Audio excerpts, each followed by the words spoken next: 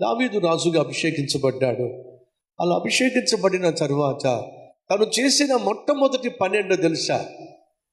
తను చేసిన మొట్టమొదటి పని ఏంటో తెలుసా అండి? ఒక్కసారి మన మొదటి దినవృత్తాంతములు 13వ అధ్యాయము 24వ వచనం. యూదా వారిలో డాలు ఈటును పట్టుకొని యుద్ధ సన్నద్ధులై ఉన్నవారు 6,000 మంది, వీళ్ళందరూ కలిసి హెబ్రోన్లో దావీదు దగ్గరకు వచ్చినట్టుగా మనం చూస్తాం.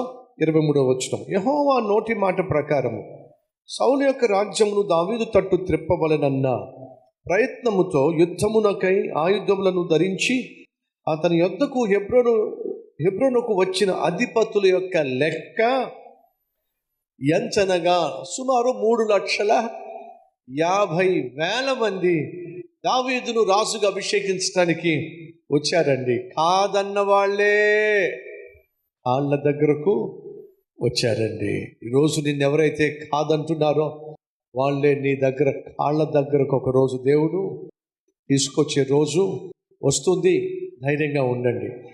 ఇప్పుడు 3,50,000 మంది వచ్చి దావీదును రాజుగా అభిషేకించిన తరువాత ఇప్పుడు దావీదు రాజుగా సింహాసనం మీద కూర్చున్నాడు.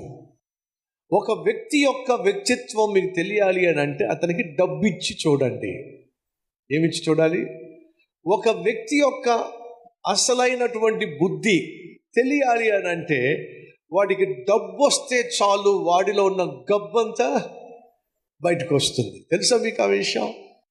డబ్బు ఉన్నప్పటికీ కూడా తన జీవితాన్ని గబ్బు కాకుండా చేసుకోగలిగిన వాడే అసలు సిసలైన వ్యక్తిత్వం కలిగిన వాడు. దావీదు ఇప్పుడు దేశాన్నే పరిపాలించే రాజుగా సింహాసనం మీద కూర్చున్నాడు. ఇప్పుడు తనకు కొదువ అంటూ ఏమీ లేదో, కొదువ లేనటువంటి సమృద్ధి కలిగినటువంటి శ్రేష్టమైనటువంటి స్థానానికి చేరిన దావీదు మనస్సులో కలిగినటువంటి మొట్టమొదటి ఆలోచన ఏంటో తెలుసా మీకు? ప్రశ్న. మీకంటూ ఉద్యోగం వస్తే ఏం చేస్తారు? ఉద్యోగం రానివ్వండి, అప్పుడు చూస్తాం. అవునంటారా? మీకంటూ ప్రమోషన్ వస్తే ఏం చేస్తారు? మీ వ్యాపారంలో లాభం వస్తే మీరు ఏం చేస్తారు? మీరు అనుకున్నది సాధిస్తే మీరు ఏం చేస్తారు? ఒకసారి ఆలోచించండి. నాకంటూ ఉద్యోగం వస్తే మొదటి జీతంతో ఫస్ట్ నేనేం చేస్తానంటే ఎప్పటి నుంచో అనుకుంటున్నా, ఏమని? బైక్ కొనుక్కోవాలని. ఎప్పటి నుంచో అనుకుంటున్నా, ఏమని? మంచి సెల్ ఫోన్ కొనుక్కోవాలని. అంటే నీ చేతికి డబ్బులు వస్తే నువ్వు మొట్టమొదటిగా చేసే పని ఏమిటంటే నీకు బహు ఇష్టమైన పని నువ్వు చేస్తావు, అంతేగా? మరి దావీదుకి ఇప్పుడు ఏ లోటు లేదు. దేశానికి రాజు, సకల ఆశీర్వాదాలు అనుభవించేటటువంటి చోటుకు వచ్చినప్పుడు మరి తాను చేయాలనుకుంది ఏమిటి? తాను చేయాలనుకుంది ఏంటో తెలుసా మీకు? దేవుని సన్నిధి నాతో నిత్యము ఉండాలి. ఇదండి తను కోరుకుంది. ఏం కోరుకున్నాడు? దేవుని యొక్క సన్నిధి నాతో నిత్యము ఉండాలి. ఇప్పుడు 13వ అధ్యాయానికి వద్దాం రండి. 12వ అధ్యాయంలో మనం చూసాం కదా, 3,50,000 మంది వచ్చి దావీదుని ఏం చేశారట? రాజుగా అభిషేకము చేసిరి.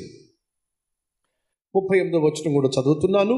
ఇశ్రాయేలీయుల కడమ వారందరూ ఏక మనస్కులై దావీదును రాజుగా నియమింపవలనని కోరి ఉంటిరి. రైట్. ఇప్పుడు రాజుగా అభిషేకించబడిన తరువాత రాయబడినటువంటి అధ్యాయము 13వ అధ్యాయము. దావీదు సహస్రాధిపతులతోనూ శతాధిపతులతోనూ అధిపతులందరితోనూ ఆలోచన చేసి సమాజముగా కూడిన ఇశ్రాయేలీయులతో ఇలాగు సెలవిచ్చెను. ఈ యోచన మీ దృష్టికి అనుకూలమై మన దేవుడైన యెహోవా వలన కలిగిన ఎడల ఇశ్రాయేలీయుల నివాస ప్రదేశములంతటా శేషించి ఉన్న మన సహోదరులను తమ పట్టణములలోను పల్లెలలోను కాపురమున్న యాజకులు లేవీయులను మనతో కూడుకున్నట్లు వారి వద్దకు పంపి అందరూ రావాలి. ఏం పిలుస్తున్నాడు? అందరూ రావాలి. అందరం కలిసి దేవుణ్ణి సేవించాలి.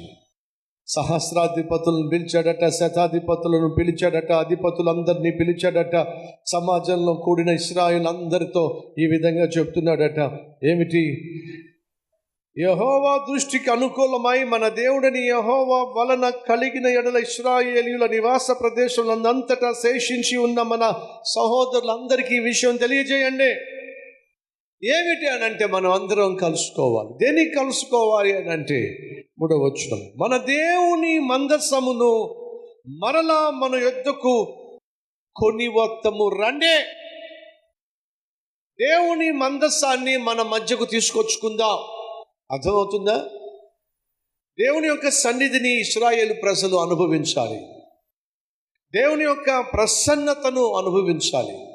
కాబట్టి తను కోరింది ఏమిటంటే మొట్టమొదటిగా మందసాన్ని తీసుకొచ్చి యెరూషలేములో మనం ప్రతిష్ఠిద్దాం రండే అని చెప్పి ప్రజలందరినీ ఆయత్తపరుస్తున్నాడు. సహోదరి సహోదరులు, మన జీవితంలో ఎనలేని దీవెన దేని ద్వారా పొందుకుంటామో తెలుసా? దేవుని వాక్యము ద్వారా. ఎందుకని? ఆది యందు చెప్పండి ఏమిటో?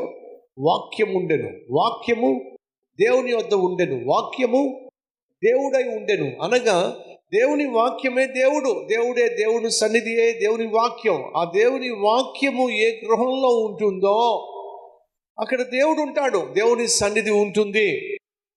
దేవుడు నీ ఇంట్లో ఉంటే ఏమవుతుంది? దేవుడు ఇశ్రాయేలు దేశంలో ఉంటే ఏమవుతుంది? యెరూషలేము పట్టణంలో ఉంటే ఏమవుతుంది? ఏమవుతుందో దావీదుకు బాగా తెలుసు. కాబట్టి దేవుని సన్నిధికి సదృశ్యమైనటువంటి మందసాన్ని యెరూషలేము పట్టణానికి తీసుకురావాలని ఆశపడ్డాడు.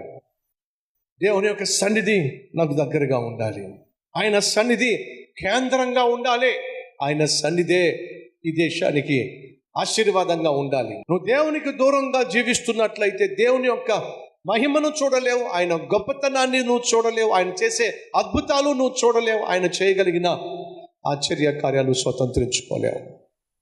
దావీదు కోరింది ఏమిటో తెలుసా? తను రాజుగా సింహాసనం మీద కూర్చున్న వెంటనే ఏం కోరుకున్నాడు? దేవుణ్ణి కోరుకున్నాడు, దేవుని సన్నిధినే కోరుకున్నాడు.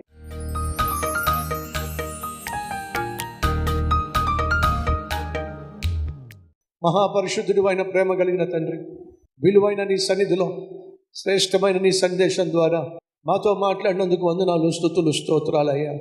ఒక మనిషి బుద్ధి బయటపడాలంటే అతని చేతికి డబ్బులు వస్తే చాలు, నీతిమంతుడా నీతి మాలినవాడా తేలిపోతుంది. దావీదు రాజుగా అభిషేకించబడినప్పుడు ఆత్మీయుడుగా తేలిపోయాడు, ఆత్మీయుడుగా నాయన బయలుపరచబడ్డాడు.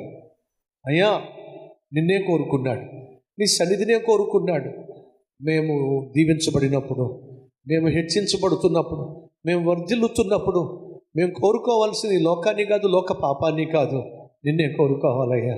ప్రతి ఒక్కరిని దర్శించి ప్రతి ఒక్కరి జీవితంలో నాయన వారు ఎదురు చూస్తున్న అద్భుతాన్ని జరిగించమని యేసయ్య పేరట వేడుకుంటున్నాం తండ్రి, ఆమేన్.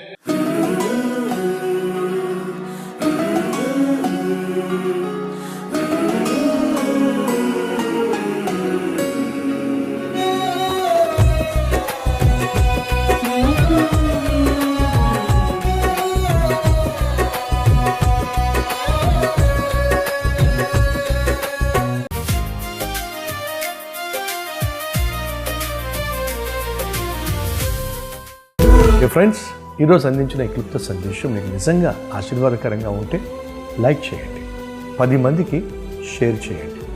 అలాగే ఓ చక్కని కామెంట్ పెట్టి మీ యొక్క అభిప్రాయాన్ని తెలియచేయాల్సిందిగా కోరుతూ మళ్ళీ కలుసుకుందాం. అంతవరకు సెలవు.